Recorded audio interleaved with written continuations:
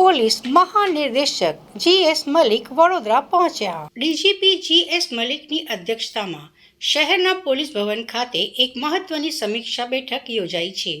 આ ઉચ્ચસ્તરીય બેઠકમાં વડોદરા શહેરના પોલીસ કમિશનર નરસિમ્હા કુમાર સહિત પોલીસ વિભાગના તમામ ઉચ્ચ અધિકારીઓનો ખાસ હાજર રહ્યા છે. શહેર અને જિલ્લાની કામગીરી, કાયદો અને વ્યવસ્થાની સ્થિતિ તેમજ પોલીસ વિભાગની સમગ્ર કામગીરીની વિસ્તૃત સમીક્ષા હાથ ધરવામાં આવશે.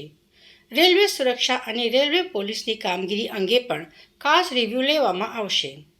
ડીજીપી જી.એસ. મલિકના વડોદરા આગમન પૂર્વે જ તમામ વહીવટી અને સુરક્ષા સંબંધિત તૈયારીઓ સફળતાપૂર્વક પૂર્ણ કરી દેવામાં આવી હતી.